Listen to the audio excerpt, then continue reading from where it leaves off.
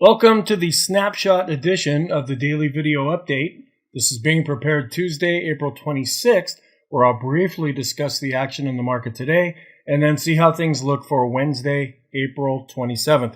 And I would really recommend, if you find this video interesting and if you have the time, I go into a lot more depth in the full-length version of the daily video.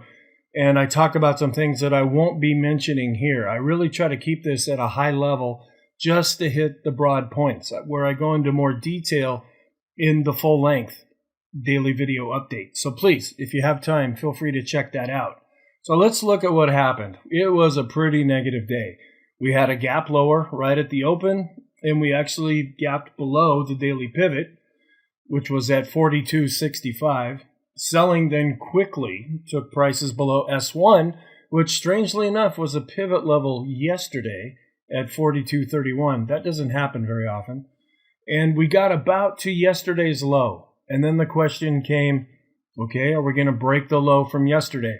And we held it for a lot of the day, but then later in the day, we lost it. S1 then became resistance because we dropped below S1. We tried to come back up, but then we just got stopped right at S1, and prices ended up chopping between S1 and yesterday's low. As we got closer to the close, we saw some late day selling again, which took us below yesterday's low. So we closed at the low for the session, and we were down 2.81%. So it was a pretty negative day. If there's one positive thing we can say here is that volume was slightly below average. Not quite, not very far, but if this was more climactic, that could be seen as negative because that just means maybe there's more room to go. But if we see a down move on increased volume, that can also show some real conviction. Since it was below average slightly, then that doesn't mean there's as much conviction behind the selling. And you've got a lot of people waiting to get in, or people who've already entered long positions and now they're starting to just watch to see, do I double down on a losing position? Do I get out? Do I go ahead and take some losses? Do I set a stop loss? And has that been triggered? Those are all the different things. Everybody's a genius when the market goes up. It's not all that difficult. It's when the market goes down. That's when a lot of extra things will really come into play, especially if you do the long side of trading. You're hoping to buy low and sell high. And please, if you want to learn more about that, check out some of the other videos on the YouTube channel. I have a whole free course that you can take where I go into a lot of depth on those things. As far as what we're fixated on right now, the technicals, and they are negative, inflation and interest rates, and even the perceived inflation. Now, yesterday, we actually saw where prices declined and interest rates declined. Well, we saw the same thing on Tuesday, where we're not seeing this inverse relationship. Interest rates going up, stocks going down. Interest rates fell and stocks fell. Then some geopolitical concerns with Russia, Ukraine, the typical things, the supply chain issues, then different earnings reports that are coming out that can either help or hurt the market. So far, it seems like they've been hurting things. As far as what we can say about what happened, interest rates declined, but so did growth and tech. Where oil is now back over 100, so you can probably take that more as negative.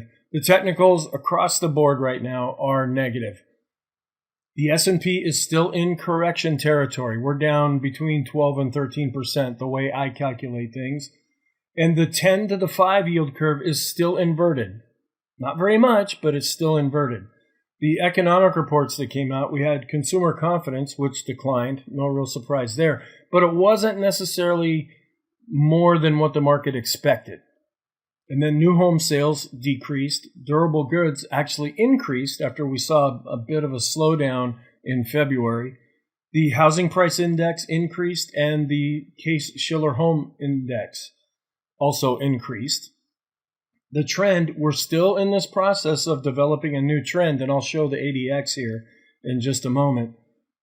And this trend could be developing. Now, if you're more aggressive, the trend is already here. If you're a little more conservative with the ADX, then you might want to hold back for a little bit. Our bias is negative and our momentum is negative. And bias is usually day by day. Momentum is over the last number of days.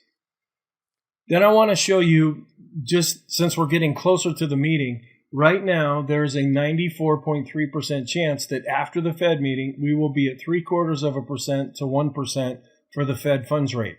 That's 0.5% higher than we are now. Then looking out to the June meeting, there's a 74% chance that we will be at 1.5 to 1.75 after that meeting. And then at the end of July, there's another meeting where right now there's a 69% chance that we'll be at 2 to 2.25% after that meeting. And these change all the time. And as economic reports come out, as the market goes up and down, as bonds go up and down, this stuff always changes. So that's why we start watching it as we get closer to the meetings.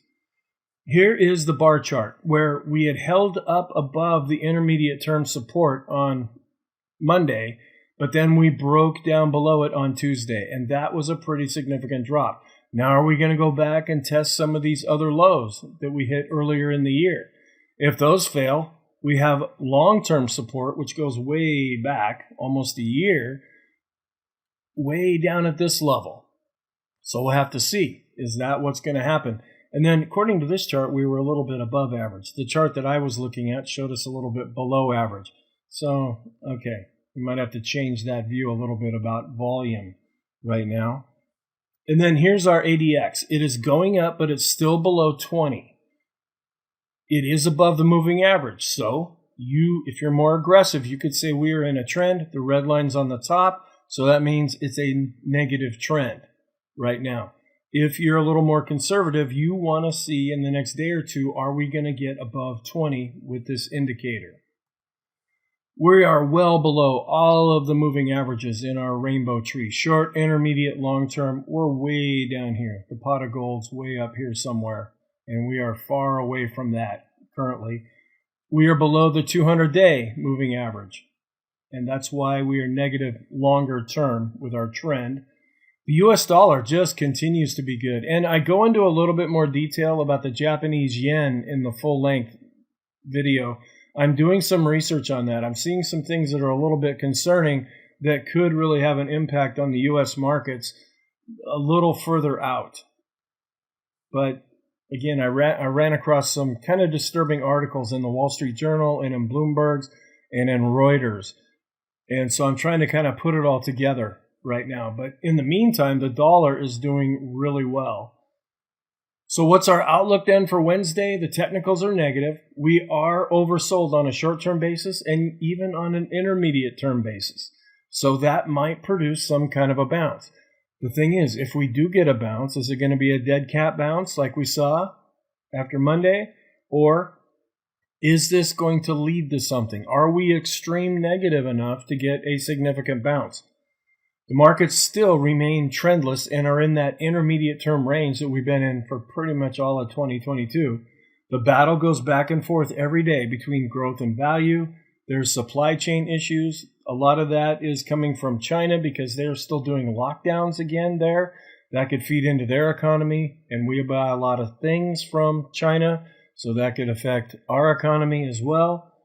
The economic reports coming out on Wednesday are pending home sales, the international trade, retail inventories, and wholesale inventories. And then every week there's a mortgage application index that comes out.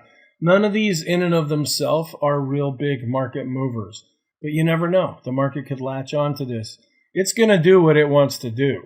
And sometimes good news is good news. Sometimes good news is bad news.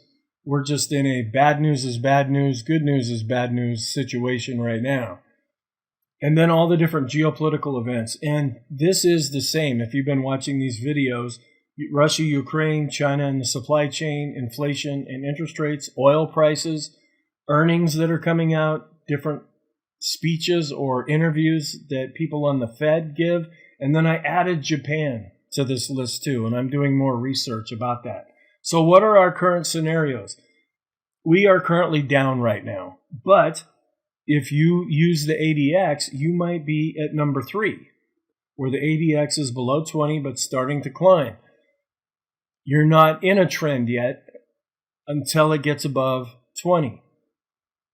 If you are looking at more of a trend right now, rising interest rates could have an influence, but they haven't really over the last couple of days. Any kind of earnings report, any Fed speak, anything that could really spook the markets. And the main thing right now for the down scenario is that the technicals are negative, but we're oversold, and that leads to number 2. The short term and even intermediate term were oversold. And then these are some positive possible scenarios that I'm just looking at right now, but they're not really on the table. They're not viable right now. Things could be developing for some of these scenarios to come into play, but not right now. And I mentioned this yesterday. The longer term bottom signals on some of the charts could be setting up to generate signals, and those would be buy signals, but they're not there yet. The positive backdrop that we see after the yield curve becomes regular or reinverts again, but we still have the 2 to the 10 inverted.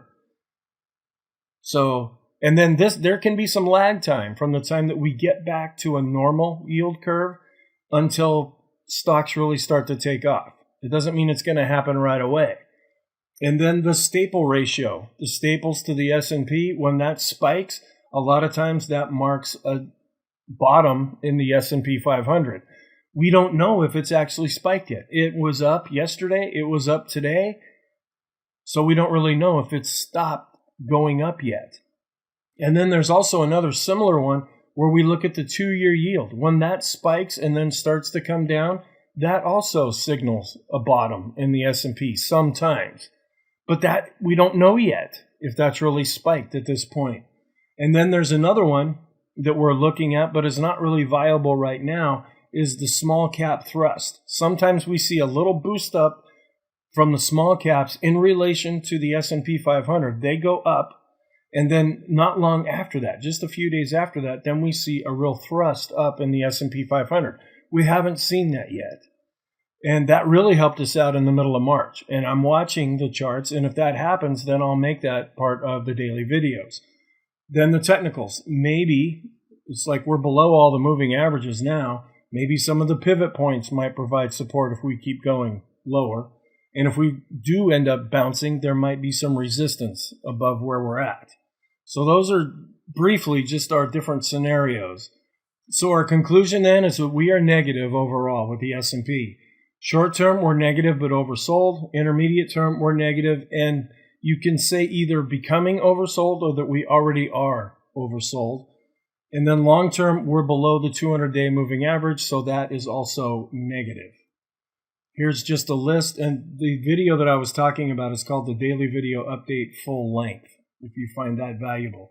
So thank you. I hope you appreciate this shorter, real watered-down version of the daily video, because I know you're busy, and I'll prepare the next Snapshot edition after Wednesday's session.